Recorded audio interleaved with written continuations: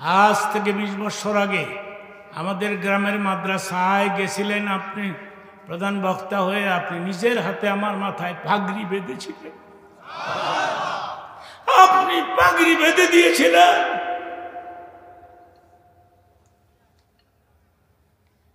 আমি বললাম, বাবারে ওই দিন তো তোমার তেলাওয়াত শুনি নাই, কিন্তু আল্লাহ পাক তোমাকে একটা চমৎকার কণ্ঠ দান করেছে। ওই যাত্রাবাড়িতে একটা মসজিদ করেছি, 5 তলা, এয়ার কন্ডিশন লাগাই দিয়েছি। তুমি কি একবারও হয়, একবার যদি হয় আমার মসজিদে যাইবা, খতম তারাবি পড়াইতে যাইবা? হুজুর উত্তরটা শোনেন, এরপরে পারলে সুবহানাল্লাহ কইেন। উত্তরটা শোনেন, হুজুর আমার মন চায় আপনার পেছনে সার্ভিস দেই, কিন্তু গুলশানের লোকেরা যায় আমাকে ছাড়ে না। আমি যদি বলি নট, আর থাকবো না, তাহলে 10,000 টাকা বেতন বাড়াই দেয়। আবার নট কইলে আবার 10,000 টাকা বাড়াই দেয়। আমি কই তুই খালি নট কইতে থাক। মৌলবীরা বলে বাদ পায় না। এক শ্রেণীর লোকেরা আমাদের কাঠমোল্লা কয়, কাঠ দিয়া বলে বানাইছে। আমার কথা বোঝা যায় তো?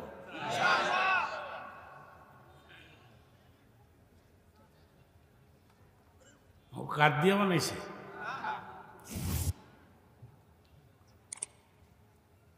এক শ্রেণীর লোকেরা আমাদের কাঠমোল্লা কয়, আরেক শ্রেণীর মহিলারা যারা গুলশান, বনানী, ধানমন্ডিতে বসবাস করে,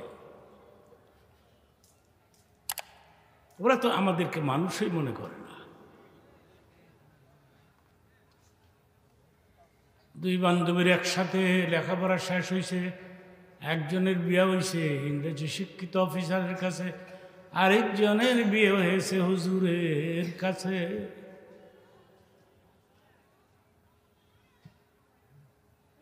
অনেকদিন পর দুজনের একসাথে সাক্ষাৎ হয়েছে। তুই কেমন আছো, তুই কেমন আছো, দোয়া করবি। হুজুরের কাছে যে বিয়ে হয়েছে এবেটি কয়, দোয়া করিস, আমার একটা পোলা হয়েছে। এটা হই না, ইংরেজি শিক্ষিত অফিসারের বউয়ে কয়, এটা কস কি, তোর না হুজুরের কাছে বিয়ে হয়েছে। দুনিয়াটা কেয়ামত করে নাইলি। আমরা বিয়ে শাদী করতাম না, বাচ্চা টাচ্চা লাগতো না। আমি তো বেশিক্ষণ ওয়াজ করতে পারি না, আমি সার্ভিসও লম্বা দিতে পারি না, কিন্তু মুনাজাত না দিয়ে যাওয়া যাবে না। ইস্তেজিবু দাওয়াতুল মুসাফির, মুসাফিরদের দোয়া কবুল হয়ে যায়। আমিও মুসাফির, অনেক দূরের থেকে আইছি। এই কথাটা যদি বিশ্বাস না করেন, ঈমান থাকবো?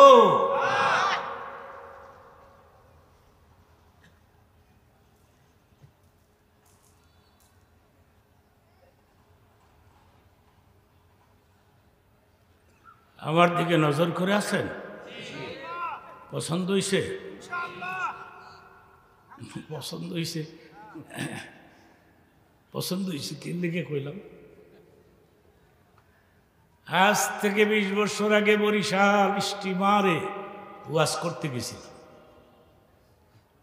আমি তো যুক্তিবাদী মানুষ, আমার ওয়াজ এই ধরনের। হুজুরা দেখছেন না কত কোরআনের আয়াত পড়ছে, কত কিছু। মূল কথাটা তো বুঝাইতে পারে, গুছায় বুঝাইতে পারে না, খালি চিল্লা চিল্লি চিল্লা চিল্লি।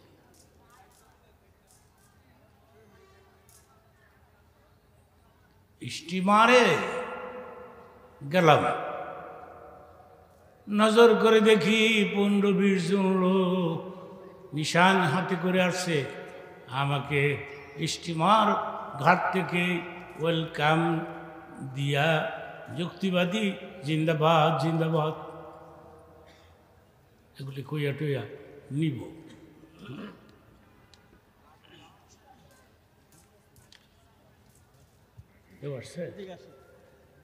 হ্যাঁ হ্যাঁ ভালো আছে হ্যাঁ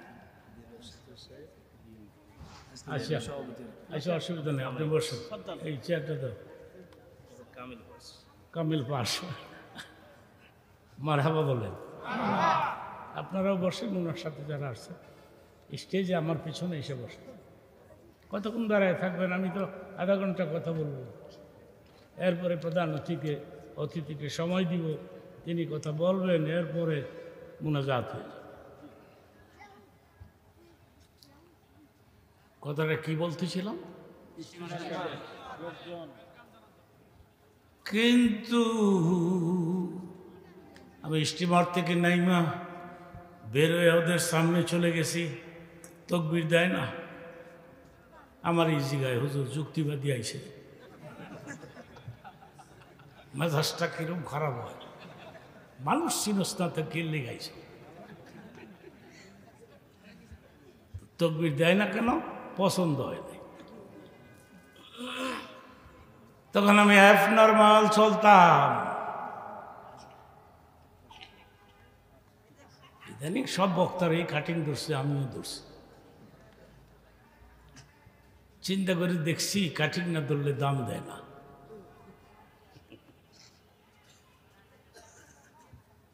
আপনারা আমার দিকে নজর করে আছেন ওলামে কেরামের চেহারার দিকে এক নজরে তাকায় থাকলে সগিরা গুনাহ মাফ হতে থাকে নারায়ে তাকবীর নারায়ে তাকবীর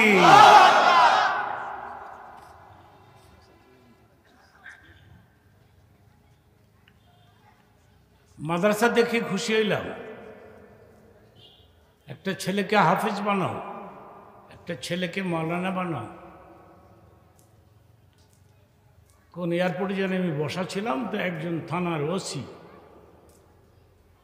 আমার কাছে এসে বসে কয় আপনি কি যুক্তিবাদী না আমি কই ইয়েস আজ থেকে 20 বছর আগে আপনার ওয়াজ শুনে আমি আমার একটা সন্তানকে হাফেজ বানাইছি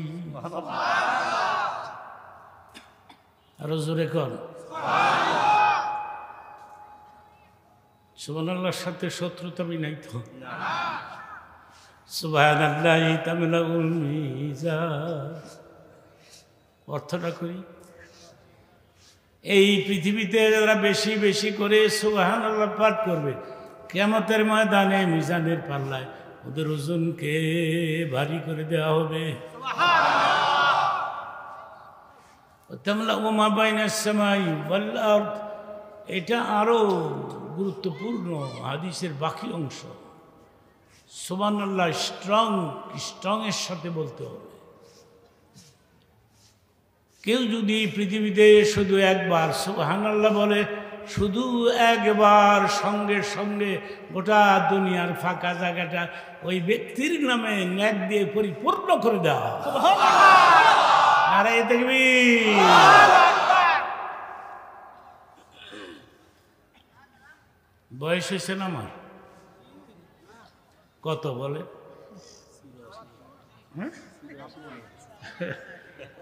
80 81 বছর স্টার্ট দিলাম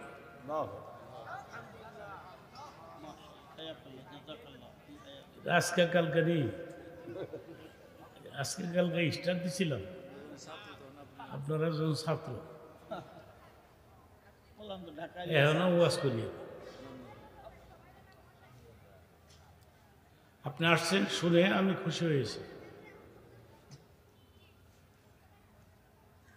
সব হুজুরে কি একদলই করেনি বেশ কম আছে না আমি খুশি হয়েছি আপনি আসবেন এবং আসলেন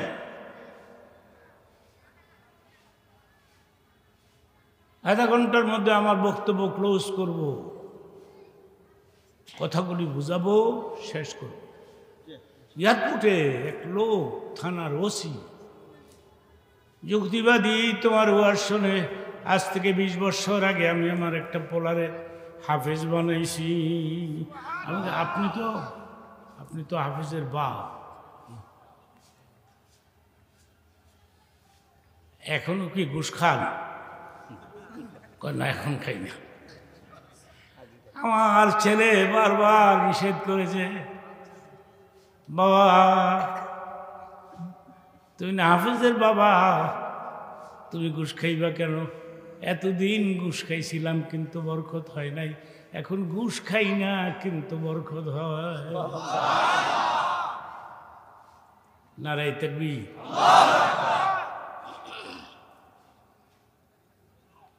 এক শ্রেণীর অভ্যাস, এক শ্রেণীর লোক আছে, এরা বলে মৌলবি বানামো, মৌলবীরা তো ভাত পায় না।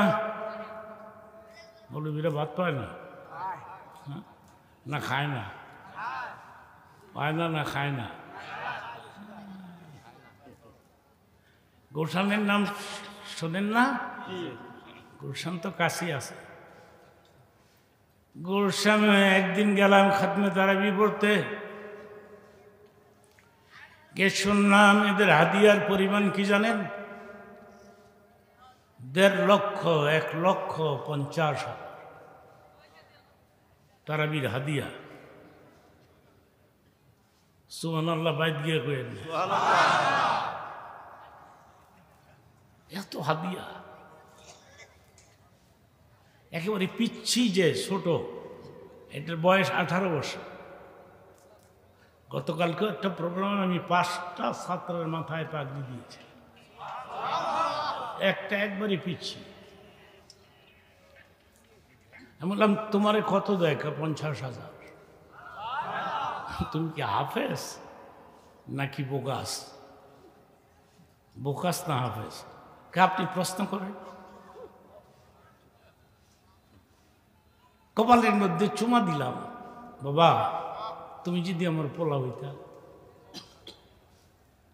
হাফেজদের পেছনে লোকমা ধরে এক্সপার্ট কত। পৃথিবীর 50টা দেশকে হার বানায় আমার দেশের হাফেজ ছাত্র প্রথম প্রাইজ নিয়ে আমাদের দেশে এয়ারপোর্টে নামছে, ঠিক কিনা বলো?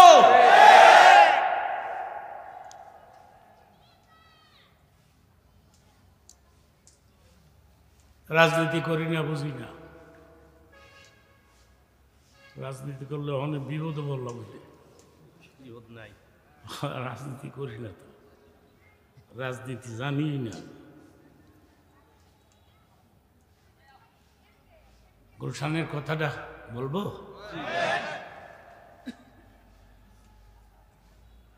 যুবক বাবারা, একটা ছেলেকে হাফেজ বানাইবা, 2 হাতে জড়িয়ে ধরলাম, কপালের মধ্যে চুমা খাইলাম, বললাম আল্লাহ যদি তোমারে আমার সন্তান বানাইতো, তোমার ডিউটি কি? আমি পেছনের কাতারে দাঁড়াইয়া লোকমা দিই।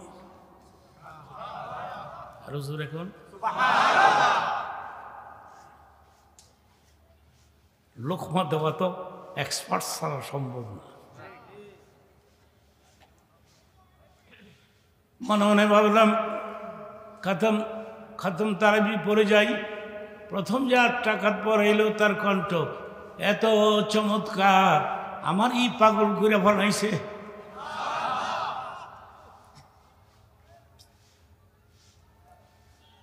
আমি বললাম বাবা, আল্লাহ পাক তোমাকে চমৎকার একটা কণ্ঠ দান করেছে, কোরআন তেলাওয়াত করে তুমি আমারে পাগল বানাই দিলা।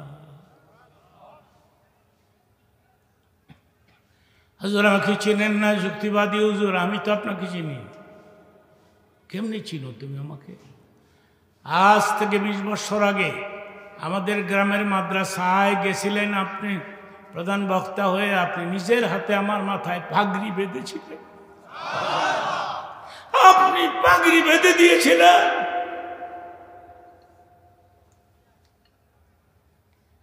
আমি বললাম বাবারে, ওই দিন তো তোমার তেলাওয়াত শুনি নাই,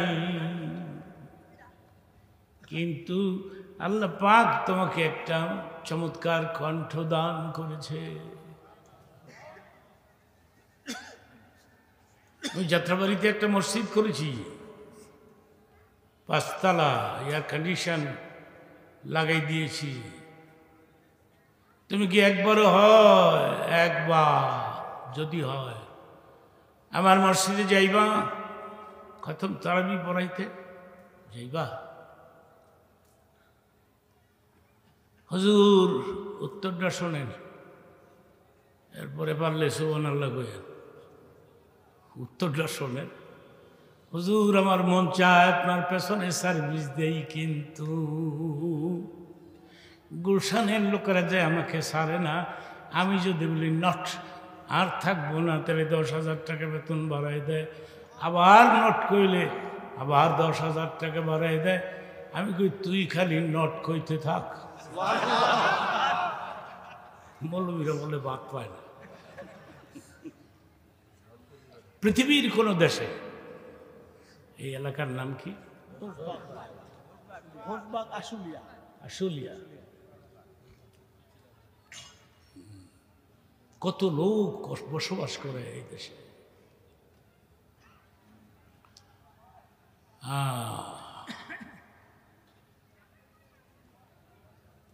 পৃথিবীর কোন দেশে একটা হাফেজ না খেয়ে মারা গেল, আপনি যদি প্রমাণ করতে পারেন, আমি মাইকের সামনে আর হাসব না। সুবহানাল্লাহ খান। পৃথিবীর কোন দেশে একজন মাওলানা না খাইয়া মারা গেল, মাওলানাদের নমুনা দেন না, পোশাক টোশাকের খাটি ফাটি, বসে রয়েছে যারা। আপনিও মাওলানা? হ্যাঁ, দেখেন তো পছন্দ হয় না? যেটাই করুক, জামাত করুক আর বিএনপি করুক, যে কোনো একটা দল করলেই হয়, ঠিক কিনা? দেখেন তো কিরকম লাগে। মাশাআল্লাহ, মারহাবা বলেন।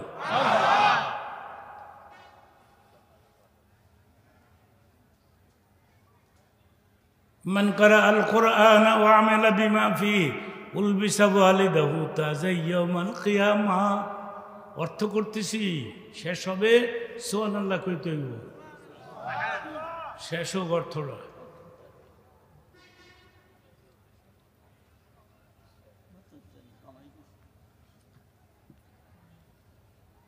মান ক্বারা আল কুরআন ওয়া আমিলা বিমা ফিহি, হাফেজ এবং মাওলানা যারা আমল করল,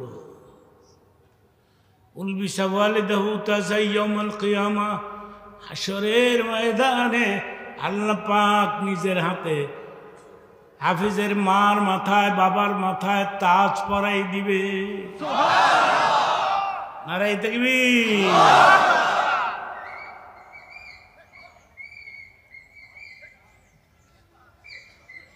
আমি একটু হাদিসটা বুঝাই দিই, একটা এক্সাম্পল দিয়ে, উদাহরণ।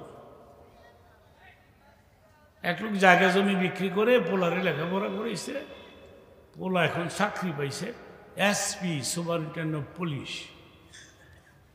চিঠি লেখছে, বাবারে জায়গা জমি বিক্রি করে তোকে এত বড় শিক্ষিত বানাইলাম, খেয়াল করবেন, একটা উদাহরণ দিচ্ছি। বাবা আমার মন চায় আমি ঢাকা দেখব, পারবে তুমি আমাকে নিতে? আমি ঢাকা যেতে চাই। মার কাছ থেকে 10টা টাকা লইয়া লঞ্চে উঠবা, নারায়ণগঞ্জে নামবা, নারায়ণগঞ্জে নাইমা ওখান থেকে দেখবা গাড়ি আসছে, কালো গাড়ি। আগের যুগে তো মেশিনটা কালো রঙেরই আছে, ঠিক কিনা? আমি উদাহরণ শেষ করি, পরে হাদিসের সঙ্গে মিলাই দিব না।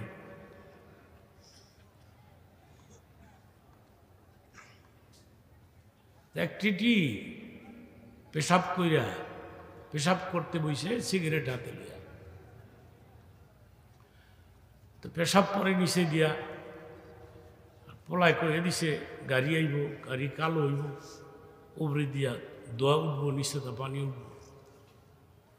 টিটি পেশাব করতে বসে সিগারেট হাতে দিয়ে নিচে তো পেশাব করে, উপরে তো দোয়া উঠে। আমি একটা উদাহরণ দিচ্ছি, কিন্তু এটা মূল ওয়াজ না, হাদিসটা বুঝাবো।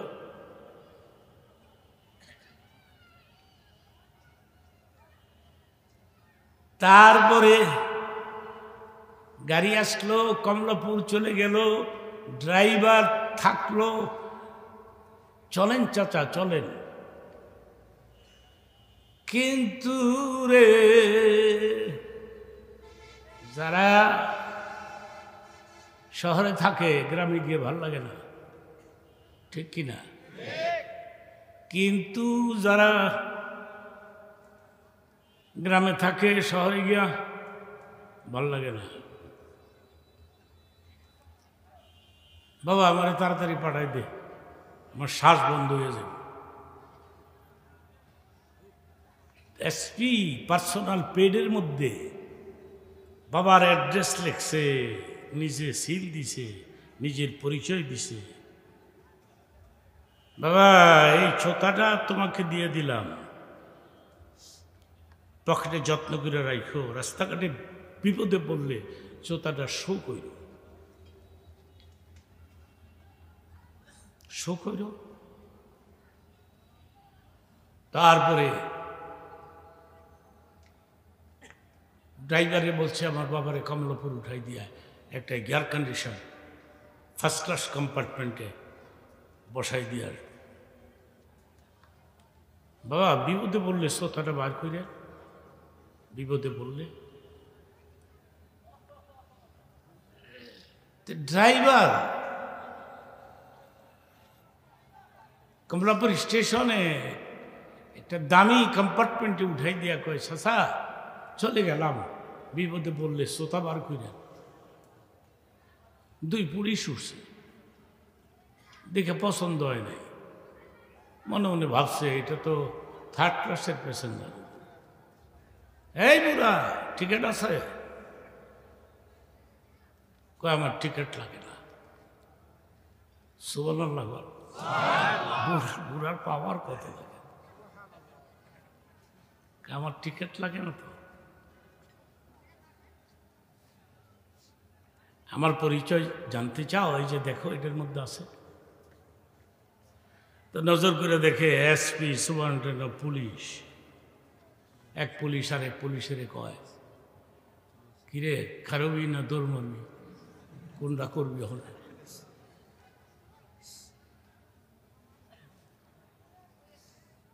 চাচা এক কাপ চা খাইবেন? চা খাই না। পরে আমি হাদিসের সঙ্গে মিলাই দিব না। চাচা পান খাইবেন? আমি পান খাই না, চা খাই না। নারায়ণগঞ্জ থেকে পাড়া দিতে দিতে রে কমলাপুর থেকে নাগেশ পর্যন্ত পৌঁছেছে।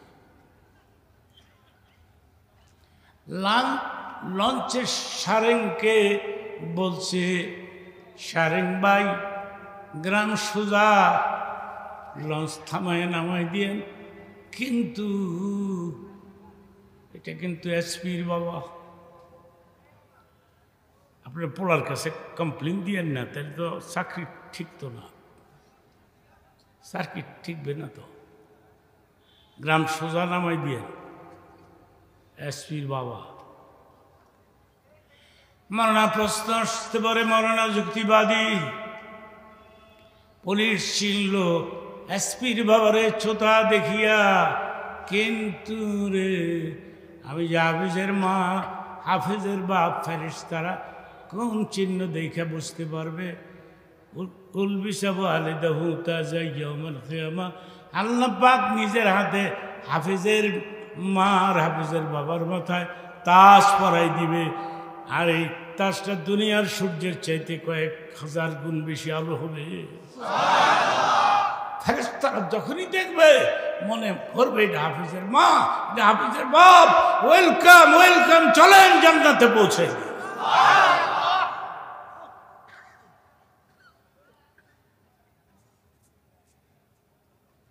সর্বশেষ একটি কথা রাখবো, আমি মাদ্রাসা দেখে আমি খুশি হয়েছি, অনেক ছাত্র আছে। তারপরে অতিথিবৃন্দরা এরা বসে আছে, এরা সিরিয়ালে কিছু কথা তো বলবে, এদের মনটা নষ্ট হয়ে যায় না। আমি বয় রাখছি যায়। শোনেন, আমি তো এতটুকুই ওয়াজ করি। আচ্ছা, অল্প অল্প অল্প। হ্যাঁ, কথা বলতে আসি, ঠিক আছে। আপনিও আচ্ছা, ঠিক আছে, আরো অল্প সময় একটা না কথা বলবেন না। আমি, আমার বয়স হয়েছে না, আমি লং জার্নি করে কষ্ট করে আসছি, আমি অনেক কষ্ট করে আসছি। জোর করে আমার কাছ থেকে কথা বের করার চেষ্টা করবেন না,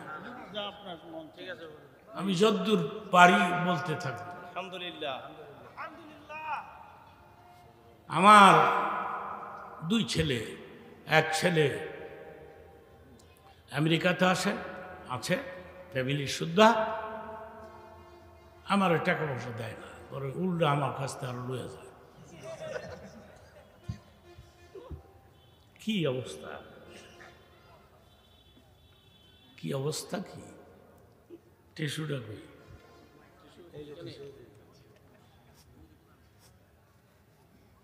শীত গেছে গাবো তো हम लोग দিয়ে। হ্যাঁ, গরম লাগতেছে, শীত গেছে কত। আমাদের দেশে কয়দিন শীত থাকে? শুনতাছি আবার বলে শীত নামবে, আবার এটাও শুনতাছি প্রধানমন্ত্রী নাকি আবার আইবে। দুই কথা মিল্লা গেল না, কি এক অবস্থা। তা আমি বুঝি না কোন দিক দিয়ে আইব, জায়গা খুব। আমি তো গোটা বাংলা ঘুরে বেড়াচ্ছি, আমি তো দেখি না এরকম। পারলে আসুক, বাঁচব, জেতা মারা যাবে। এবারটার কপালার এই মহিলার কপালার বাংলাদেশ নাই নেতৃত্ব, সে জুলুম করেছে ওলামাদের উপরে, ঠিক ঠিক। মৌলানা সাইদি সাহেব আমার ডিপলি ফ্রেন্ড, আমরাই তো এক সময় ওয়াজ করতাম। ইদানিং যে বক্তৃতা বক্তারা বার হয়েছে, এগুলি সমানে ডিমান্ড করে, খালি ডিমান্ড করে। আমি কি আপনাকে বলছি কত হাজার টাকা দিতে হবে? জি না, জিজ্ঞেস করে। এমন বক্তব্য আছে, সে 1 লক্ষ টাকা নিয়ে যায়, 60, 70, 80 হাজার টাকা নিয়ে যায়। ওদের আমি বলছিলাম, তোমরা বৎসরে 10,000 করে টাকা আমারে দিও, তাহলে আমার চলার একটা ব্যবস্থা হয়ে যায় না। কিন্তু দেয় না, 1 টাকাও দেয় না। হ্যাঁ, 2 ছেলে আমার, সাউন্ডটা কমাই দিও একটু। 2 ছেলে আমার, ঠিক আছে, একটা আমেরিকায় থাকে আর একটা বাংলাদেশে হাফেজ, ভালো রেজাল্ট করেছে, তামিলুল মিল্লাত থেকে ভালো রেজাল্ট করেছে আমার ছেলেটা, আবু বকর কামিল, ফার্স্ট ক্লাস হয়েছে। আমিও ভালো রেজাল্ট করেছিলাম। হ্যাঁ, দাখেল, আলেম, ফাজেল, কামেল, অল ফার্স্ট ক্লাস। পাকিস্তান পিরিয়ডে মৌলানা সাইদি সাহেব আর আমি 2 জন ওয়াজ করতাম বাংলাদেশে। হ্যাঁ, সারা দেশ। সাইদি আসবে আর সাইদি আর হবে না, সাইদির কণ্ঠ আর বাজবে না। সাইদির ওয়াজ করতে গেলে নামটা নিতে দিত না, মাইক কাইরে নিয়ে যেত, কথা বলতে দিত না, এক টানা 13 বছর। কত কষ্ট দিল লোকটাকে। এই মহিলা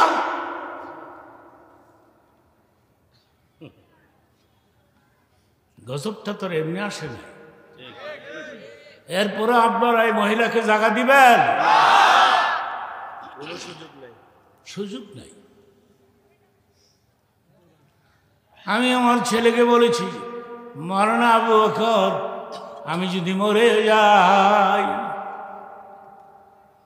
তুমি নিজে আমার জানাজা পড়াইবা, আমি কিন্তু দেখবো তুমি আমার জানাজা পড়াচ্ছ। মুর্দা তো সবই দেখতে পায়, শুধু কথা বলতে পারে না। দেখতে পারো তো। এই যে আমি বললাম, তুমি তোমার বাবার বহু বড় বড় মরনা আছে, পড়াই দিবে, কিন্তু তুমি দিও না, তুমি নিজে আমার জানাজা পড়াই। বাবা আমি মৃত্যুকে ভয় পাই না, কিন্তু কবরকে ভয় পাই। মুনকির নাকির কবরে আমাকে প্রশ্ন করবে। আমি হযরত খাদিজার একটা ছোট্ট কথা বলবো। মক্কাতে খাদিজাতুল কুবরা, মক্কাতে রাসূল আরবি 3টি বিয়ে করেছেন। খাদিজাতুল কুবরা, হযরতে সাউদা, হযরতে আয়েশা। খাদিজার বয়স কত? 40। নবীর বয়স কত? চিল্লা এখন। এই প্রশ্নটা যাতে অন্য কোনো প্রশ্ন বক্তা করলে উত্তর দিতে পারে। খাদিজার বয়স কত? নবীর বয়স? আপনি পলাই করবো নি? পোলারে গেছি গানগা, তোর বৌদি হয়েছি 40 বছর বয়স, 2 জায়গায় বিয়ে হয়েছে। পলাই করবো, আমনে করেন না। কিন্তু রে কেন করলেন নবী? কেন করলেন? ও যে দেখা আইলান ফাগনা, হে নবী আমি তোমাকে আইল পেয়েছি, আমি কি পকেট আগনা। খাদিজাকে বিয়ে দিয়ে আমি তোমাকে ধনী বানাই দিলাম।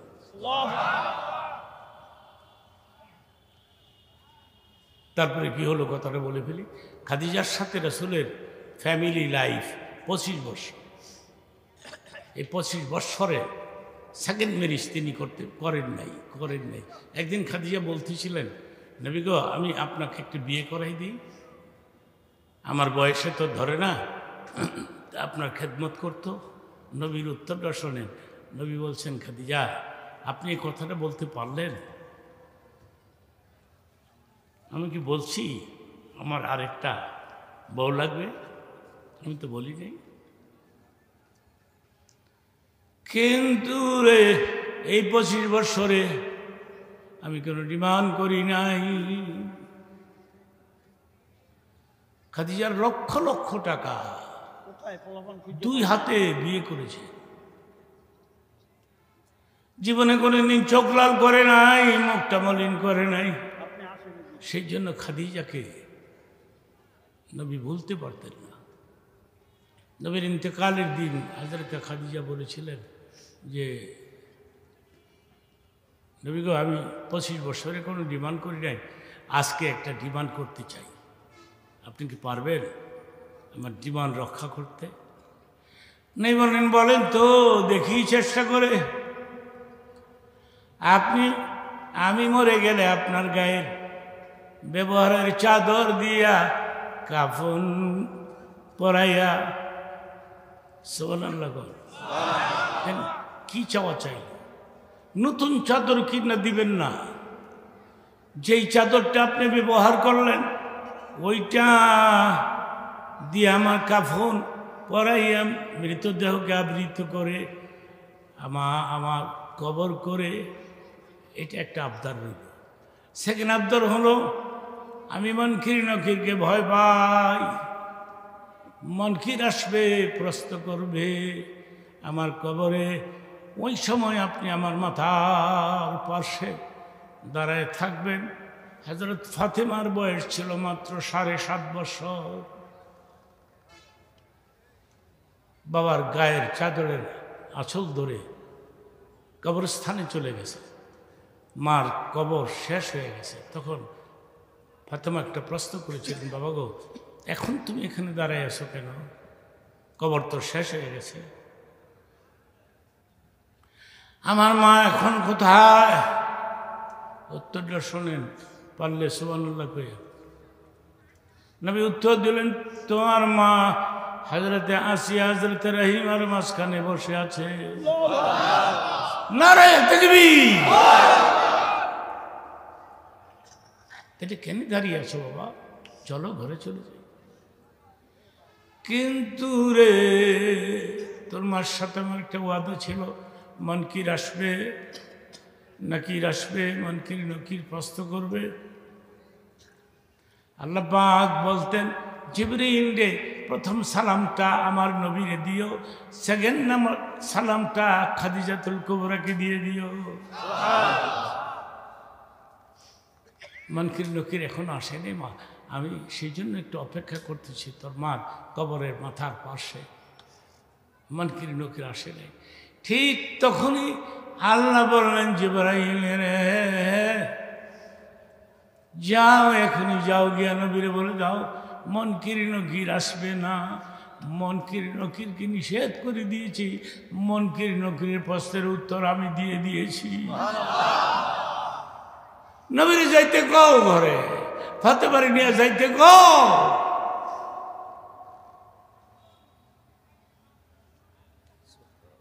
সেই জন্য আপনাদের খেদমতে আমার একটা অনুরোধ থাকলো, মরতে তো হবেই, আজ হোক কাল হোক, মরবই তো। যারা যারা আমাকে ছেড়ে চলে গেলেন, মোনা সাইদি চলে গেলেন, লুৎফুর রহমান চলে গেলেন, শেখুল হাদিস আল্লামা আজিজুল হক চলে গেলেন, মৌলানা আমিনুল ইসলাম চলে গেলেন, আব্দুল গফফার, এদের সাথেও আছে কেউ নয়, সব সব চলে গেছে জান্নাতে।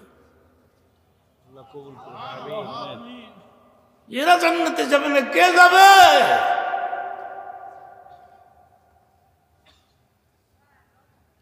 কেমনে কেমনে পয়সা নিয়েছি আমি বুঝি না, আবার ওয়াজও করতেছি।